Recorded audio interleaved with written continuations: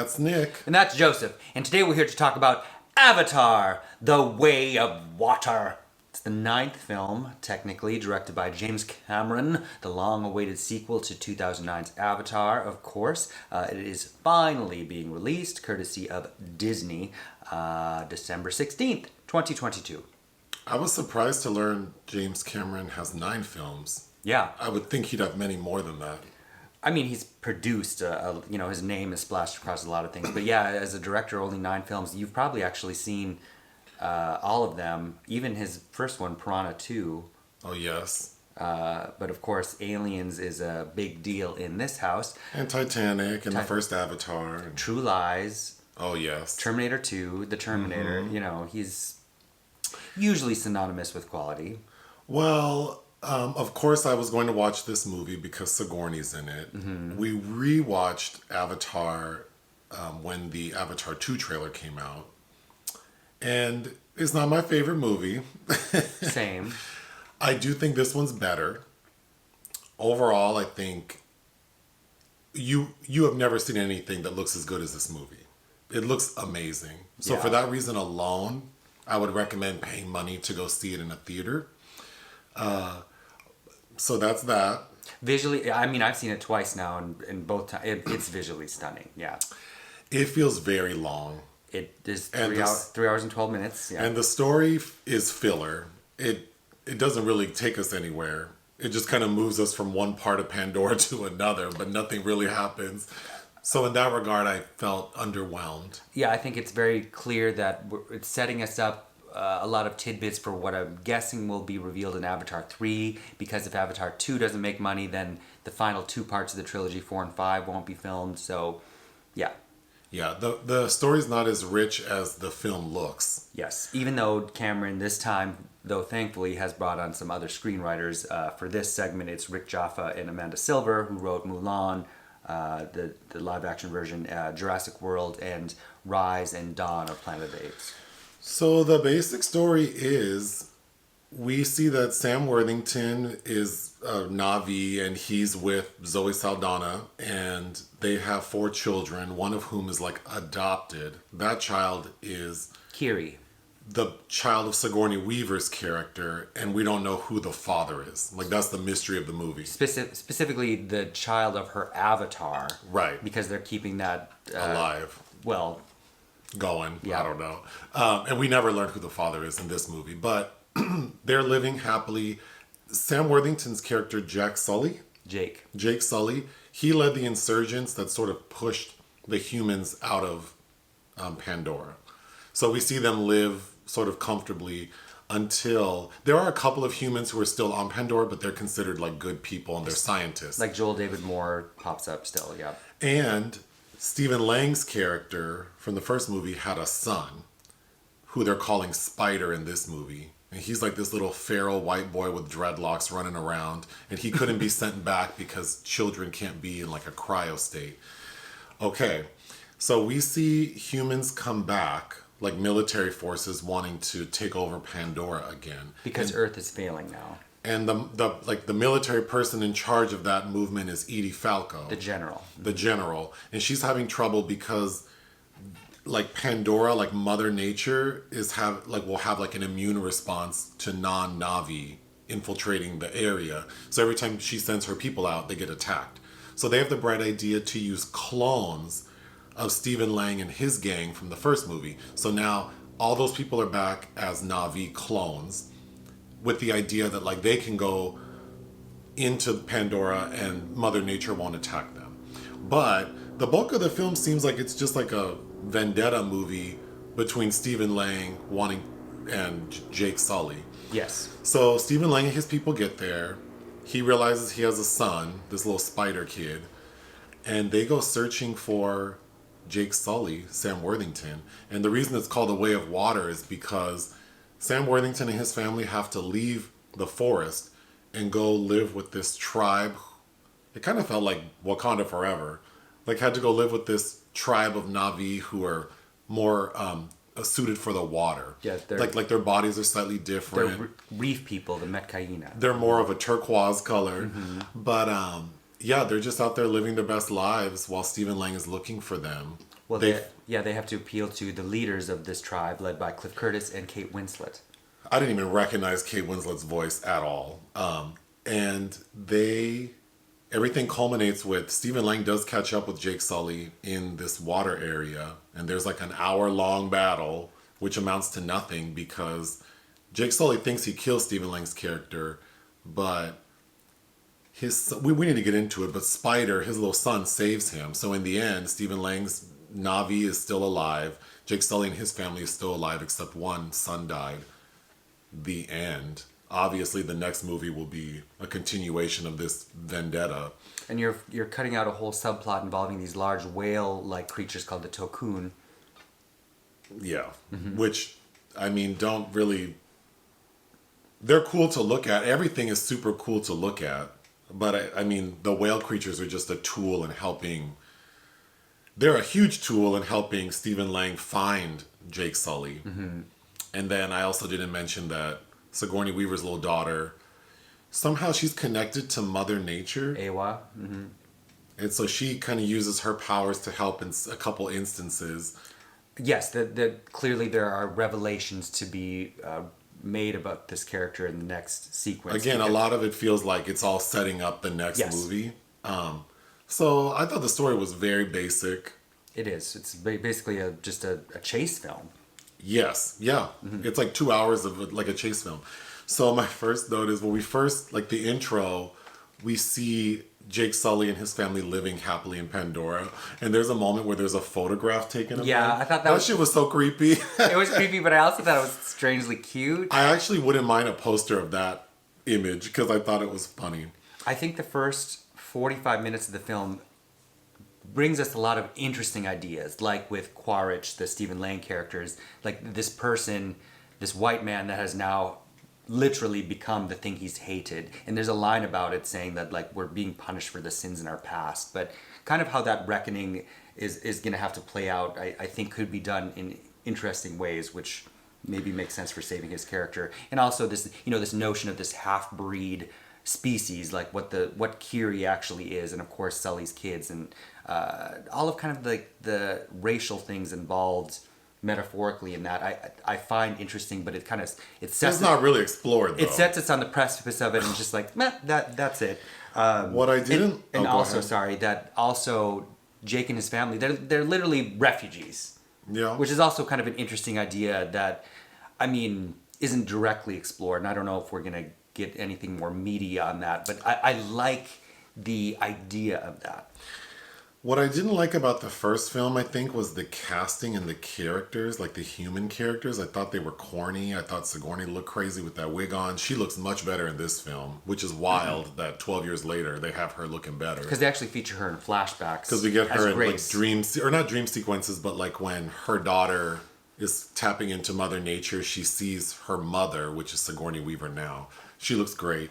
But I have so many notes about the little monkey boy Spider. Oh, I couldn't stand him. I thought he looked crazy. And yeah, the dreads are interesting. Oh gosh. So there's a scene where he's being tortured by Stephen Lang, his dad, who keeps saying, "I'm not your dad. I'm like an entirely different species. I'm a clone. You mean nothing to me," which is not true. We'll get to it. But there's a scene where he's being tortured by, like, they're making him dizzy and then reading his brain activity. I thought that was corny. Then in the end, like the final battle with Sam Worthington and Stephen Lang, Stephen Lang has Sigourney's daughter, like, "I'm going to kill her if you don't give me what I want." And then Zoe Saldaña grabs little monkey boy and says, "I'll kill him." And Stephen Lang's like, "You think I care about him? That's not my son. Like, I don't know him like that." She's like, "Oh yeah?" And she goes to like, she actually does kind of stab him a little bit. And then I cut. And then Stephen Lang reacts like, "No, okay." So then that's supposed to signify like he does love his son. So even though little monkey spider boy, like, he's riding for the Na'vi, like he considers them his family, and is the entire half the movie he's been captured. And they're just letting him run around and do whatever. I didn't understand why they didn't have that boy in a cage, because he's the reason the final he's part of the reason why the ending collapses. Like the ship Stephen Lang is on sinks because Spider-Boy sabotages things. Why didn't they have him locked up when they know that he's against what they're doing? And then, in the end, when Stephen Lang could have drowned to death, Spider saves his dad. Again, you're writing for the Na'vi, you know this guy's trying to destroy them, and then just because he showed you some kindness or some love. But I think that's the interesting thing about the film, and I don't know if it's maybe just subconsciously about people, creatures, beings that are living in this nexus, in this intersection of who they're going to follow, what authority they're going to follow. That makes sense to me, but the way it's presented in this film felt so flimsy to me. Sure. Then getting back to characters who I thought Edie Falco as the general was kind of whack. It was a little country fried to me. I just don't understand like the casting. Yeah, she seemed off to me. Like I didn't understand. She didn't bother me. It's just that I think that I do agree with the human characters across at least two films are very kind of black and white. Or just trained like Jermaine Clement is this marine biologist in the end who clearly doesn't agree with this hunter of the Tokun that he's affiliated with, but by necessity, by professional necessity, he has to be there. So a big portion of the film is there is this person in Pandora hunting these big whales looking things because they secrete some hormone from some gland in their brain that literally stops aging in humans. So that's just like a random fact, and they're out there harvesting this secretion, and we're told like a little vial is worth like $80 million. In what year, I don't know. But Stephen Lang realizes like, oh, these whales mean a lot to these like the reef people. So we're gonna flush out Sam Worthington's character if we start killing the whales. So then there's like you said, a big chase scene, or it's a chase movie that half of it involves chasing these whales.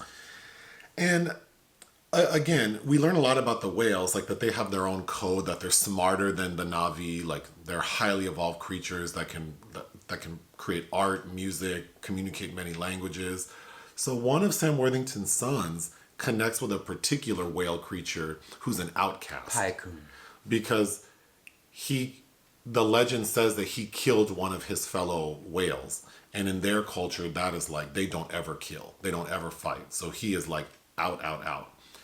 But the son connects with that outcast whale and realizes that he didn't kill anyone. He was trying to save people, and that it was the humans who killed his family. But the whale's plan backfired, and even though he wasn't a killer, he violated their code. His actions led to the death of other whales, but it's that outcast whale who helps Sam Worthington and his family in the end. Like he helps fight, which I thought was a good scene. It's a satisfying scene because it is. This asshole hunter gets his arm. But prior to that, when the son is like sort of getting to know the whale, I thought that shit was corny. Well, yeah. I thought the kids were corny because they don't speak like this sign language that the reef people use, but then they just learn it instantly, and then the whale speaks it, and then there's whale vision, which I thought looked corny.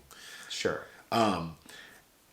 Then the kids. The kid, which it's the second son, Loak, who's kind of the troublemaker because he's a little rebellious. That felt it reminded me of childhood, though, in Rex Harrison in the film version of Dr. Dolittle. It made me want to rewatch the musical Dr. Dolittle. Then all of the kids, there could be a game for how many times they say, bro.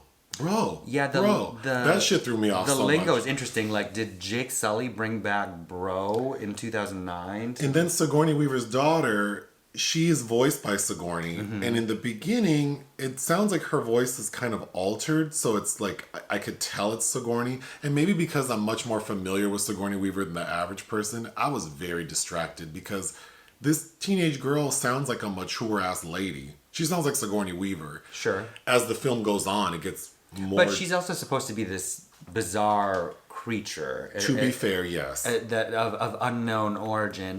But then when you compare the way she speaks to her, like, siblings and the other kids who keep saying bro, it's like night and day. Sure. I found it distracting. But it would make sense to me that she's different. But I enjoyed Sigourney giving us teenage angst. Because there's a lot of nonverbal, this is motion capture. And both with Sigourney and I think Zoe Saldaña, I kind of liked the level of nonverbal performance that's going on. Okay, I liked Sigourney's daughter but Zoe, I don't know. She stayed screaming. She stayed upset. Well, every scene of her is like she looks mad and she's growling. Well, she's been uprooted. I It know. would make sense that she's upset. Like, she's really, Jake Sully is this character that's whatever, that's, all about adapting and evolving. But this is this being's first time being uprooted that way, so it makes sense to me. And I kind of, because she doesn't actually have a lot of dialogue. No. She does scream at one point, like, "You've done nothing," to the side. That I thought was funny.